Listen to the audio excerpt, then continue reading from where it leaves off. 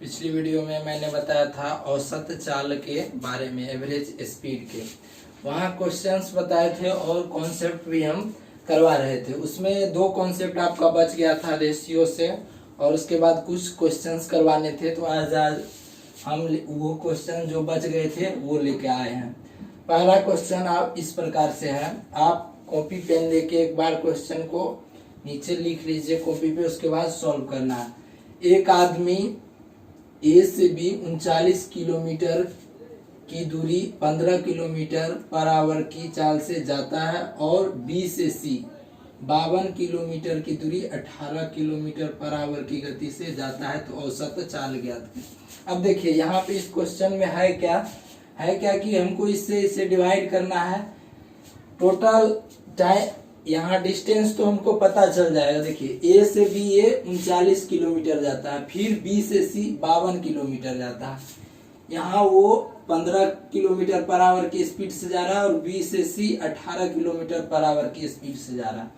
Distance मेरे पास पता है और स्पीड भी पता है, तो टाइम तो निकल जाएगा। लेकिन यहाँ है क्या कि हमको यहाँ डिवाइड करना है और ये प्रॉपरली कट नहीं रहा है। कुछ न कुछ हमारे पास ट्रिक आना चाहिए जिससे हम कट, ये ट्रिक से हम आपको बताते हैं। देखिए ये भी डिस्टेंस है, ये भी डिस्टेंस है, दोनों का हम रेशो ले लेते हैं। तो ये क्या होगा 13 तिया 39, ये क्या हुआ 13 चौका 52। अगर पिछली वीडियो आप पूरा अच्छा से देखे होंगे तो हम बताए थे यदि डिस्टेंस इक्वल हो तो हम दोनों स्पीड का जो एलसीएम होता है उसको डिस्टेंस के इक्वल मान लेते हैं। तो हम यहाँ दोनों का स्पीड 15 और एक है 18, इसका एलसीएम लेते हैं, ये क्या आ जाएगा 90। तो अब देखिए हम रेशियो निकाले, हम कोई भी डिस्टेंस ले सकते हैं जो इन दो रेशियो में हो, 3 और 4 के रेशियो बोले तो अनुपात में हो। क्योंकि हमारे पास ये दिया हुआ था 39 किलोमीटर ए से बी जा रहा है और बी से सी 52 किलोमीटर ये जा रहा है। तो हमको करना क्या है, इसका रेशियो ले लेना है कि 3 और 4 के रेशियो में ये जा रहा है। तब देखिए इससे आसान हो जाएगा। हम लिए रेशियो ए बी सी, क्या इसका रेशियो है 3, इसका है 4। ए से बी 3 रेशियो जा रहा है, बी से सी 4 रेशियो जा रहा है। रेशियो में हम क्या किए, इन दोनों को एलसीएम से मल्टीप्लाई कर दिए। ये क्यों किए, क्योंकि हम अगर टाइम निकालेंगे तो हमको इस स्पीड से इसमें डिस्टेंस में, ये डिस्टेंस है, इसे डिवाइड लगाना पड़ेगा। तो अब ये प्रॉपरली पूर्ण रूप से ये भी डिस्टेंस है, ये D1 है, ये D2 है। तो हमको प्रॉपरली रूप से अब क्या होगा, पूरा ये भाग लग जाएगा। तब टाइम निकालने के लिए क्या करेंगे, 3 गुना 90, ये स्पीड किससे जा रहा है 15 से हम डिवाइड करेंगे, 15 छक्का 90, तो यहाँ आ गया 18 आवर। अब देखिए यहाँ करेंगे 4 गुना 90, ये स्पीड 18 किलोमीटर पर आवर से जा रहा था, 18 पंचे 90, तो ये क्या आ गया 20 आवर। अब देखिए अब हमारा जो है एक्चुअल डिस्टेंस ये नहीं रहा, क्या करना है, ये डिस्टेंस टोटल नहीं जोड़ना है। अब जो हम रेशियो में लिए 3 और 4 के रेशियो में, अब डिस्टेंस हमारा ये हो गया। तो एवरेज स्पीड निकालने के लिए हमारे पास क्या होना चाहिए था, टोटल डिस्टेंस, क्या हो जाएगा 3 गुना 90 प्लस 4 गुना 90 बटे ये 18 जमा 20, 18 प्लस 20, ये क्या हो गया। यहाँ से इधर हम क्वेश्चन आप लिख लिए होंगे, क्वेश्चन हम इरेज कर रहे हैं। तो देखिए ये क्या हुआ 9 27, 270, ये क्या हुआ 9 चौका 36, 360 डिवाइडेड बाय 18 जमा 20, 38 हो गया। अब देखिए 0 6 7 13, 3 2 5 1 6 बट डिवाइडेड बाय 38, ये क्या हुआ 637। अब इसको आगे डिवाइड करेंगे तो ये हो जाएगा 315 बटे 19 किलोमीटर पर आवर। यही इसका औसत चाल हो गया। आपको समझ में आया होगा। यहाँ बस एक कॉन्सेप्ट ये था कि हमको दोनों डिस्टेंस का रेशियो लेना था। उस रेशियो को हमको क्या करना था, 3 और 4 का जो रेशियो आया उसको उसके स्पीड का जो एलसीएम था उससे हम मल्टीप्लाई कर दिए। ऐसा क्यों किए, क्योंकि हम यहाँ देख रहे थे कि अगर 15 टाइम निकालने के लिए हम डिस्टेंस को स्पीड से डिवाइड कर रहे हैं तो ये प्रॉपर डिवाइड नहीं हो रहा है। आप ऐसे भी करेंगे डिटेल्ड वे से तो वहां से भी क्वेश्चन बन जाएगा, लेकिन ऐसे किए तो ये थोड़ा आसान हो गया, तो हम यहाँ से ये किए। ये आपको समझ में पूरा आया होगा। ये एवरेज स्पीड का एक कॉन्सेप्ट था। इससे आगे क्वेश्चन नंबर 2 इस प्रकार से है। एक आदमी ए से बी 29 किलोमीटर की चाल से 29 मिनट तक जाता है और बी से सी 39 किलोमीटर पर आवर की चाल से 29 किलोमीटर 29 मिनट होगा, ये मिनट तक जाता है। औसत चाल ज्ञात करें। तो देखिए क्या दिया हुआ है क्वेश्चन में, ए से बी। ए से बी वो 29 kilometre our 29 kilometre per hour की स्पीड से जा रहा है। कितना टाइम के लिए जा रहा है, टाइम हमारा दिया हुआ है 29 मिनट। अब देखिए अब यहाँ पे और क्या क्या दिया हुआ है, और बी से सी 39 किलोमीटर 39 किलोमीटर की स्पीड से बी से सी जा रहा है। 39 किलोमीटर पर आवर की स्पीड से जा रहा है। टाइम कितना ले रहा है जाने में, 29 मिनट। अब देखिए यहाँ आप फिर से एनालाइज करेंगे तो ये मिनट में दिया हुआ है, ये किलोमीटर पर आवर में दिया हुआ है। तो हम डिस्टेंस निकालने के लिए या तो आप इसको आवर में चेंज करें या इसको मिनट में मीटर पर मिनट में चेंज करें। तो इसके लिए हमको करना क्या होगा, कैलकुलेशन बहुत अधिक करना होगा। तो हम क्या करेंगे, टाइम का रेशियो ले लेते हैं। जो टाइम का रेशियो निकालेंगे तो 1 आएगा, ये 1 से कैंसिल हो गया। तो हमारे पास टाइम का रेशियो क्या निकल के आया, 1:1। ए बी सी हमारे पास टाइम का क्या रेशियो निकल के आया, 1:1। इसका अर्थ ये हुआ कि हम टाइम को कोई भी टाइम हम यहाँ ले सकते हैं, बस उसका रेशियो 1:1 में हो। हम आवर में ले सकते हैं, मिनट में ले सकते हैं, सेकेंड में ले सकते हैं, लेकिन रेशियो का होना चाहिए 1:1। तो हम क्या कर रहे हैं, टाइम को 1 आवर ले रहे हैं, यहाँ भी 1 आवर ले रहे हैं। तो देखिए रेशियो क्या हुआ, इक्वल।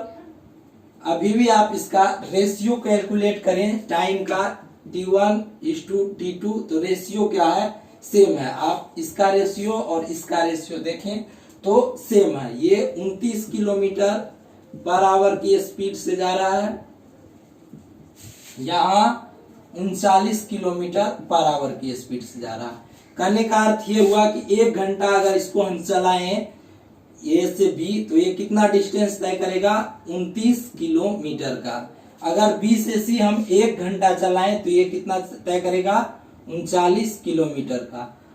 तो अब हम ये देख रहे हैं कि हमारे पास क्या आ गया, टोटल डिस्टेंस और टोटल टाइम मेरे पास आ गया। तो हम क्या कर सकते हैं, यहाँ से एवरेज स्पीड निकाल सकते हैं। एवरेज स्पीड कैसे, फॉर्मूला बताए थे, total distance divided by total time. तो आप यहाँ क्या लिखे, 1 घंटा में ये 29 किलोमीटर और प्लस 39 किलोमीटर। मैंने रेशियो बताया और रेशियो के अनुसार हम टाइम को आवर में ले लिए, 1+1। तो ये 9 दूना 18, 3 दू 5, 1 6 डिवाइडेड बाई 2, तो ये क्या होगा 34। तो यही हमारा 34 kilometre per hour average speed इस क्वेश्चन का हो गया। इस प्रकार से हमको ये देखना है कि जहां शॉर्ट ट्रिक लगे वहां हम शॉर्ट ट्रिक्स लगाएंगे, जहां कॉन्सेप्ट से हमारा क्वेश्चन आसान हो बनाने में हम वहां कॉन्सेप्ट का यूज करेंगे। बस हमने यहाँ क्या देखा कि कैलकुलेट करने में हमको कठिनाई हो रही, तो हम क्यों ना इसका टाइम का रेशियो ले लेते हैं। बस हम रेशियो लिए तो हमारा 1:1 आया। तो हम यहाँ किए क्या, रेशियो जैसे ही लिए तो हमको ये दिख गया कि टाइम हम कोई भी ले सकते हैं, बस उसका रेशियो क्या होना चाहिए, 1:1 होना चाहिए। तो उम्मीद करते हैं ये प्रश्न आपको समझ में आया होगा। अब देखिए क्वेश्चन, तीसरा क्वेश्चन हम बताते हैं। ये स्टॉपेज बेस्ड क्वेश्चन है, स्टॉपेज से बेस्ड एवरेज स्पीड को बीच बीच में हम क्वेश्चन लेके आते रहेंगे। और ये एवरेज, ये स्टॉपेज रुकने की संख्या से संबंधित क्वेश्चन है। एक लड़का 12 किलोमीटर पर आवर की गति से दौड़ता है, वह एक दौड़ता है, ठीक है। 1 किलोमीटर दौड़ने के बाद 12 मिनट तक रुक जाता है। लड़के को 36 किलोमीटर की दूरी तय करने में कितना समय लगेगा? डिस्टेंस कितना दिया हुआ है, 36 किलोमीटर, ठीक है। और उसके बाद ये क्या करा, स्पीड उसका कितना है, 12 किलोमीटर पर आवर इसका स्पीड है। तो अब देखिए, अगर इस लड़का को हम नहीं रुकाएं, मतलब ये चलता जाए, कहीं नहीं रुके, स्टॉपेज नहीं हो, ये लड़का चलता जाए रुके नहीं, अपना पूरा 36 किलोमीटर का डिस्टेंस तय करे, तो ये कितना टाइम लेगा? तो आप बोलेंगे 36 डिवाइडेड बाई 12, तो 12 तिया 36, 3 आवर का ये 3 घंटे का समय लेगा। लेकिन ये 1 किलोमीटर दौड़ने के बाद 12 मिनट तक ये रुक जाता है। अगर 1 किलो टोटल जाना है उसको 12 किलोमीटर, लेकिन वो टोटल जाना है उसको 36 किलोमीटर, 36 किलोमीटर उसको जाना है, लेकिन 1 किलोमीटर दौड़ने के बाद वो रुक जाता है। तो यदि हम 36 किलोमीटर जाने में वो कितना बार रुकेगा, ये निकालने के लिए वो कितना किलोमीटर दौड़ के रुक रहा है, इससे डिवाइड करना होता है। पिछली वीडियो में मैंने बता रखा है वहां। तो 1 किलोमीटर, तो ये क्या होगा, 36, इसे डिवाइड करें 36, लेकिन 1 कम कर देते हैं, क्योंकि 36वां बार जो दौड़ेगा तो अपने डिस्टेंस यानी जितना उसको कवर करना होगा वो कवर कर लेगा। इसीलिए हम क्या करेंगे, 1 कम कर देंगे। तो ये कितना बार, ये इसको कितना टाइम, ये कितना नंबर के लिए रुकेगा, यानी कि कितनी बार ये रुकेगा 36 किलोमीटर चलने के लिए। तो ये 35 बार रुकेगा, यानी 35 टाइम्स ये स्टॉप लेगा 36 किलोमीटर दौड़ने में, यदि 1 किलोमीटर दौड़ के वो रुक रहा है। और इसके बाद ये भी दिया हुआ है 1 किलोमीटर दौड़ने के बाद वो कितनी टाइम के लिए रुक रहा है, तो 12 मिनट के लिए। मतलब एक बार वो दौड़ रहा है 1 किलोमीटर और 12 मिनट के लिए वो रुक जा रहा है। तो 35 बार वो रुकेगा, तो कितना टाइम लेगा, 35 गुना 12 मिनट, इतना ही टाइम लेगा। अब इसको हमको आवर में चेंज करना है, तो इसको क्या करेंगे, 35 गुना 12 डिवाइडेड बाई 60, ये मिनट में टोटल है। अगर इसको हम 60 से डिवाइड कर दें तो ये कितना आवर में आ जाएगा, तो ये क्या होगा, 12 पंचे 60, 60 7 पंचे 35, तो यहाँ कितना आ गया, 7 आवर। यानी कि ये टोटल जो रुक रहा है उसमें कितना समय ले रहा है, 7 आवर का। और एक्चुअल यदि वो नहीं रुके तो 3 आवर का टाइम लेगा। तो टोटल उसको 36 किलोमीटर दूरी तय करने में कितना टाइम लगेगा, 3 आवर प्लस 7 आवर, तो टोटल 10 आवर का उसको टाइम लगेगा 36 किलोमीटर की दूरी तय करने में, अगर वो 1 किलोमीटर दौड़ने के बाद 12 मिनट रुक जाता है। ये क्वेश्चन उम्मीद करते हैं ये क्वेश्चन भी आपको समझ में आया होगा। अब देखिए, आज इस वीडियो का ये आखिरी बोले तो लास्ट प्रश्न है, प्रश्न संख्या 4। इसमें भी स्टॉपेज से बेस्ड एक बेहतर कॉन्सेप्ट छुपा हुआ है। यह दिया हुआ है, एक ट्रेन 60 किलोमीटर पर आवर की गति से चलती है और कुछ समय के लिए सभी जंक्शनों पर रुकती है।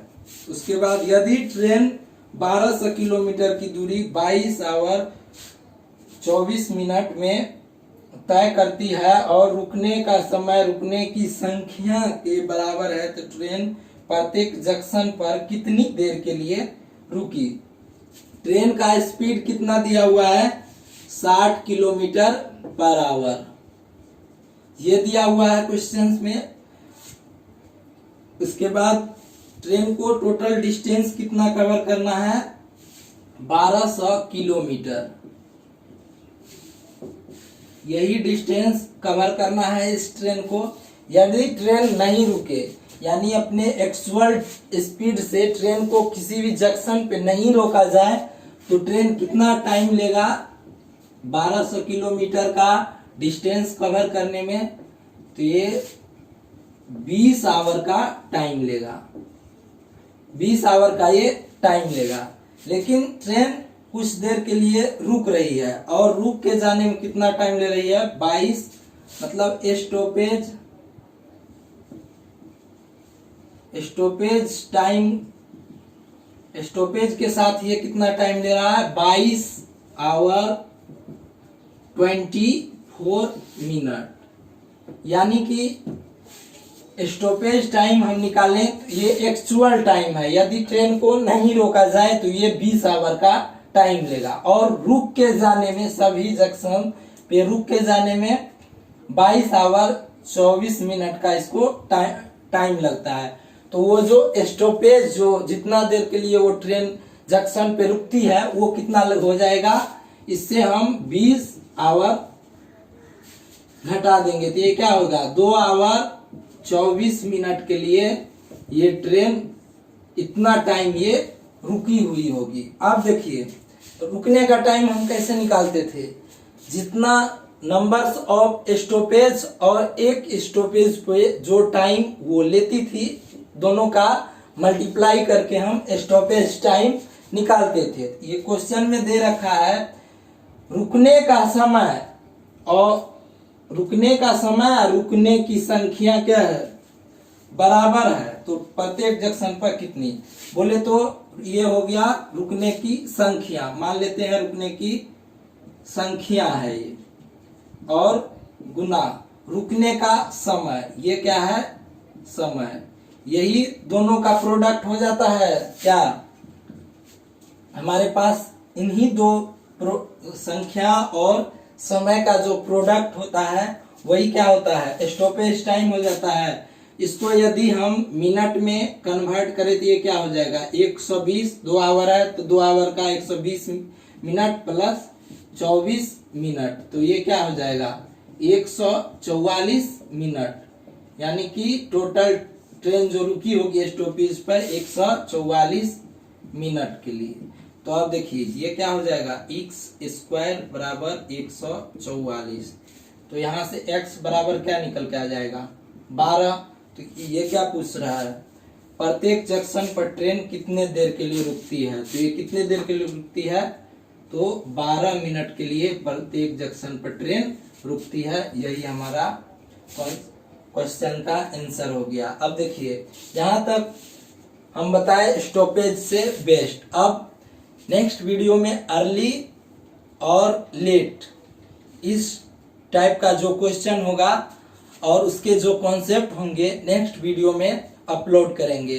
तो इस वीडियो को लाइक, शेयर, सब्सक्राइब चैनल को जरूर कर लें हम, क्योंकि यहाँ हम प्रोवाइड कराएंगे आपको पूरे जो अर्थमेटिक या एडवांस जो कहें फुल सिलेबस हम इस चैनल पे डिस्कस करेंगे। कोई यदि सजेशन देना हो तो नीचे कमेंट बॉक्स में कमेंट जरूर करें। मिलते हैं नेक्स्ट वीडियो में।